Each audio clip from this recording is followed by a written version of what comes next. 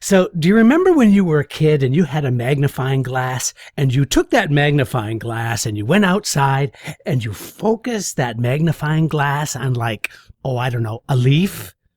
Do you remember that? Do you remember how that laser focus could make it really, really hot?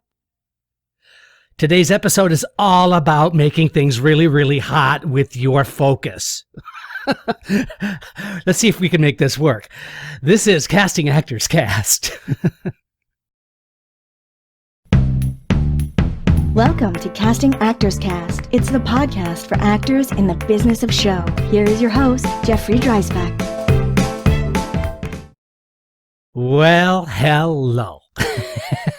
And welcome to this episode of Casting Actors Cast. I'm Jeffrey Dreisbach, casting director with McCorkle Casting in New York. Today's episode we're calling Not From Concentrate. And I'm not talking about orange juice, for God's sake. No, I'm talking about all things having to do with your ability to concentrate as an actor. I think this is going to be a really useful episode for you today. But as I always say, this is that moment in the podcast where I want to say thank you. Thank you so much for tuning in to Casting Actors Cast. It's very exciting that I take a look at the numbers each week, and we're growing and multiplying by leaps and bounds. Over 13,000 episodes as of this broadcast. I'm also excited to tell you that we are on YouTube, and the YouTube episodes I think are turning out pretty well, that you can actually have an opportunity to see what I'm looking like when I am talking to you via the podcast, but you can do that on YouTube. The YouTube channel is called Casting Actors Cast. What else would it be called? And I really would appreciate if you would check out the YouTube channel as well. And by the way, please like and share, and please share this with your friends. As you know by now, if you are a regular listener of Casting Actors Cast, I don't monetize this podcast at all. I'm not actively seeking sponsors, but you know what? If there's a sponsor out there who might be interested, never mind. I just love doing this. I came up with the idea of doing these podcasts simply as seeing a need or a desire to give back to the acting community of what I didn't get when I got my BFA degree. So as I always say, I'm going to continue to do these podcasts as long as there's an audience out there for watching and interested in listening. And I appreciate all of the attention that I have been getting. By the way, don't forget to go to Casting Actors Cast. It's there you can ask me any kind of question. You know, it's your questions that often drive many of these podcasts. So if you have an idea for a podcast, or is there a particular issue or something that you want to talk about, then I'm happy to address that. Simply go to castingactorscast.com. Also, there's a way that you can get a free book. It's a 100-page manual on voice acting for actors. If you fill out that information form called Dive into the Talent Pool, then if you do that, then go ahead and download that free downloadable PDF 100-page manual called Conversation Pieces Out of the Studio, the voiceover workshop for professional actors. Okay, all that stuff out of the way. Once again, thank you for tuning into Casting Actors Cast. So today's episode is called Not From Concentrate. And here's why I came up with that title, and here's why I think it might be of really significant value to you. If you're enjoying a summer and maybe you're in summer stock, or maybe you're in some kind of performance, or maybe you're getting ready to start thinking about going to school in the fall, all of those choices, this might be a really great episode, because I think if you try to think about ways to use your time productively, this is a kind of a mental, intellectual exercise that I think can be helpful to you. And the reason that I came up with this is that I had a couple of really wonderful classes this week. One was at One-on-One Studios in New York. And they do this wonderful program called the Bridge Program. And that is a concentrated period of time where you meet 25 agents and casting directors all in the same kind of group period of time. I think it's a week long. I'm not 100% sure, but I get invited to come in on the very first day and do some introductory remarks about the business, but I also work on monologues with this group. And this bridge program class this week was really, really lovely and really fun to work with. But there was and this often happens, there was a kind of a common theme that took place throughout that class. And then a couple of earlier classes that I had this week. I love teaching, and it was really amazing that I started seeing parallels together with what actors, young actors especially, were doing today with their work. And I started giving the same feedback and the same critique. And I thought, you know what? There is a theme here. And also, therefore, there is a podcast here that I think bears taking a look at. So I call it Not From Concentrate. Because the biggest critique and criticism that I had with many of the actors was that they weren't focused enough. They weren't concentrating enough into their character. It was either that or they were thinking way, way too much, in which case it put them in a situation where they were watching themselves and their work became much more presentational as opposed to coming from an internal, here's that word that I'm not that crazy about, but I'm going to use it anyway, an organic place.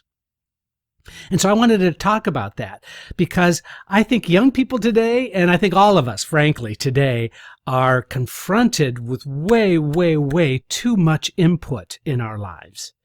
What I mean by that is that we're on our cell phones, we're making appointments, we're doing social media, we're doing our jobs, we're worried about the politics that are taking place in our nation, we are concerned about the relationships that we're involved with, maybe for the better or for the worse. We're afraid that we're not doing enough to make our dream come true. All of these inputs go into sort of this great big mosh pit, really, of input that we're trying to deal with on a regular basis. And it's very, very challenging. It's very, very difficult because all of these inputs really are demanding a little bit of our attention. A little piece of us needs to go into each of these areas. Now, honestly, I don't think that kind of intensity of input was the same 20, 30, 40 years ago. I just don't believe it. I think the technology today has really put us in a position to try to force us to give equal weight and value to all of these inputs. So it's either that or another thing that I've been observing overall, and that is this sort of passive participation in things that we do day to day.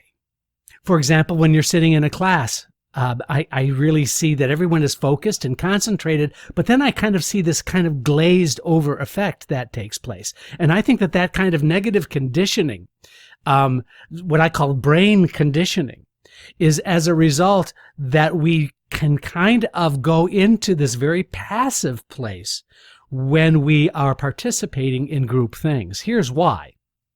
Here's my reason. It's my little armchair psychology reason. When you're looking on your cell phone and you're watching YouTube videos, which, I'm just as guilty of that as anybody. But I'm sitting on the bus going into the office every day, and I'm looking at YouTube videos. Now, you could argue that I'm just kind of biding my time and kind of watching these videos of, dogs putting their hands on the piano and singing. Or I'm watching YouTube videos of technical stuff so I can get a really good podcast together and put it on YouTube. So I'm watching these informational or instructional videos. I find myself kind of glazing over, not kind of staying focused and paying really focused attention to everything. So, and I'm looking at this little tiny screen. I'm looking at this, this little 1 inch by 1 inch screen on my cell phone. And so I have to concentrate on one hand, but on the other hand, I'm kind of zoning out. I'm not sort of being totally focused and fully present for those videos. So I think over time, that kind of conditioning can have a real detrimental effect for actors. And I'll explain exactly why I think that's a problem. I think it's a problem because it affects our ability to have critical thinking. Now, the way I can talk about this on personal terms is that I really wasn't a great student in elementary and in junior high school, and even early on in high school. I was not, the sharpest knife in the drawer. I just always found myself using my imagination and being a little more aloof, not staying focused or not concentrating. Those were always issues that I had in school. I mean, I literally can remember a teacher writing on my report card that Jeff is a daydreamer. I oftentimes see him looking out the window and not paying attention. Now, I mean, that's an educator kind of observing that I'm not, that focused or paying that much attention. Now, I guess today, if you were to analyze it, I probably could be diagnosed as ADD, maybe just not staying as involved as maybe I could have. But I can tell you that from my own experience, without giving me that diagnosis, it's not that I wasn't using my brain. I was in an imaginary place a lot of the time, thinking about me in other situations, thinking about the what ifs, thinking about, just dreaming about positive things or dreaming about negative things, whatever it was, but I was sort of outside of myself in a lot of those situations. And I don't know if you can relate to that or not, but that really led me to a different kind of conditioning for my brain. And the critical thinking aspect was sort of, was manipulated in such a way because of that conditioning.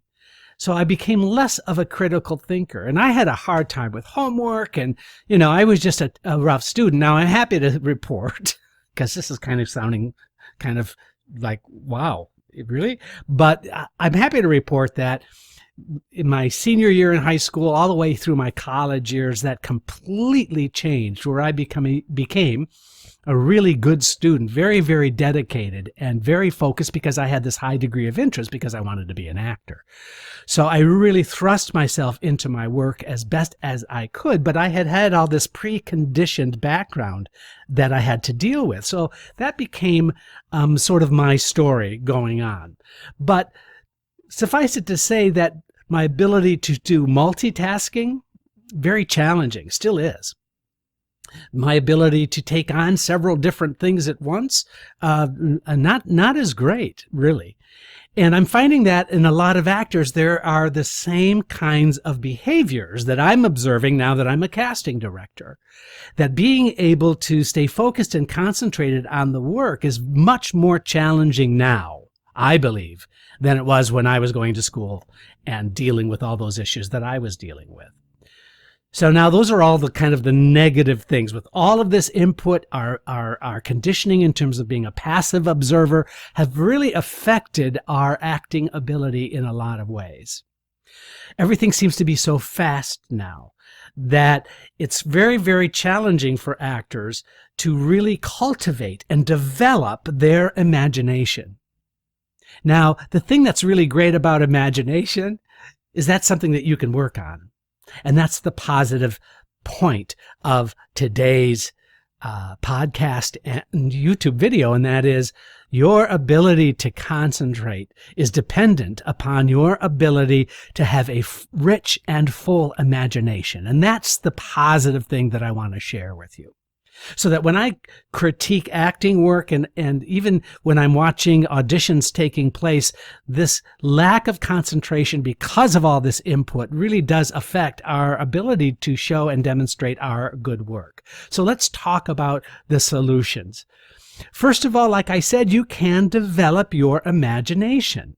And there are a couple of things that I would suggest you consider. If this is an issue for you, if you can identify with any of these things that I'm talking about, developing your imagination is really all about thinking in terms of the what ifs, of projecting into the future, of thinking about taking a situation or a scenario and enveloping that situation or scenario with some other kind of inputs just thought through your brain, just thinking about, gosh, I'm in this relationship. So what if this relationship, what if I were to get married? I'm going to project now and see what would a marriage be like? I'm going to project now and see what would it be like without this relationship? Where would my life go? So that you can do focused exercises that can help.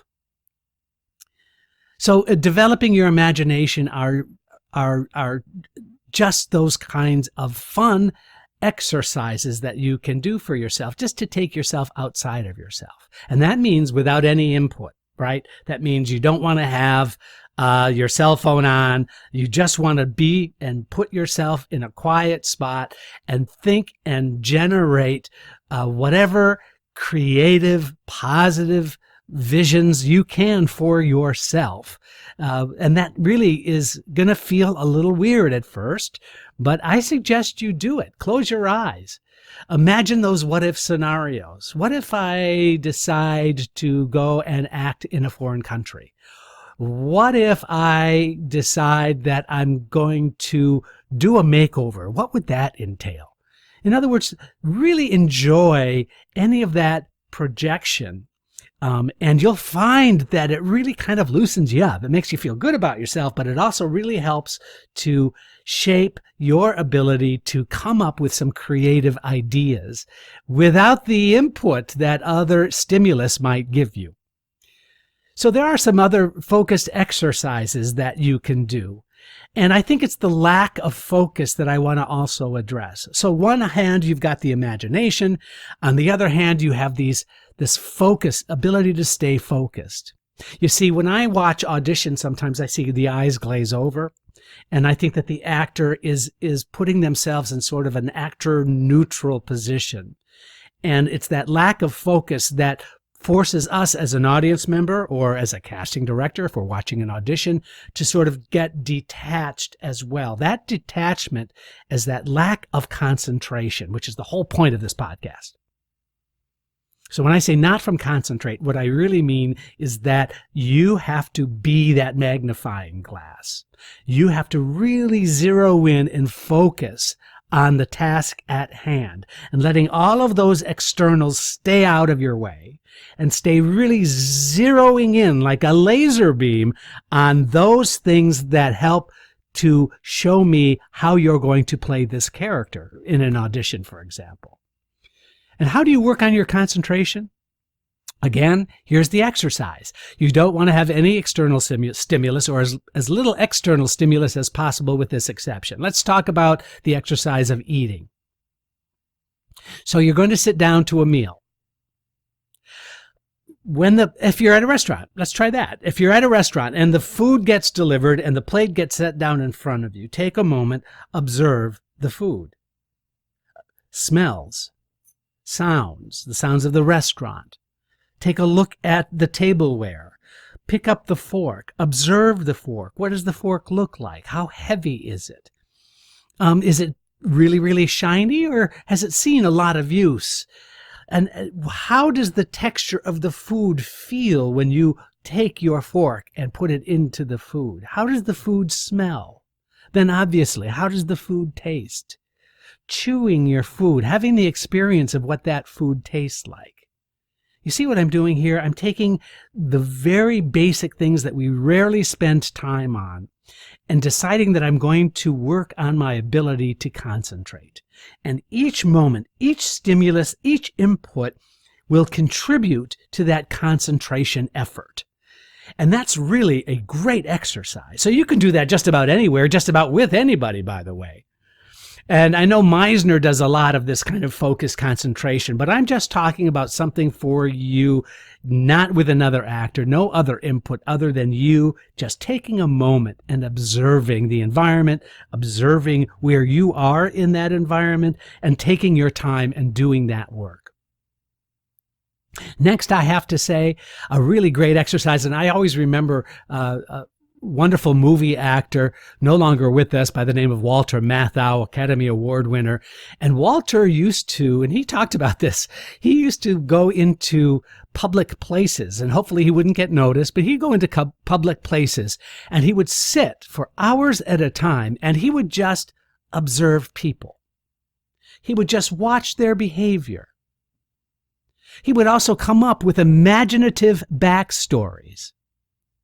So at the same time, he's developing his ability to concentrate because he's staying focused on these people in this environment. But he's also coming up and using his imagination by doing backstories. I hope and suggest that those exercises will help you feel more focused and be able to concentrate more fully anytime you have an acting opportunity.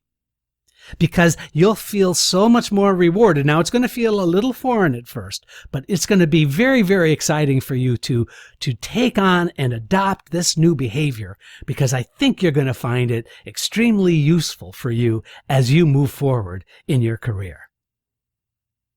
I hope that this has been helpful for you. I've had a really great time sharing you this. Please let me know, what did you think? Was this helpful for you? Did you try some of these exercises? Were they useful? What more would you want to hear on this and future episodes of Casting Actors Cast? Thank you so much for watching and listening. Please don't forget to like and share. I'm Jeffrey Dreisbach, and as I just said, this is Casting Actors Cast. Thank you so much.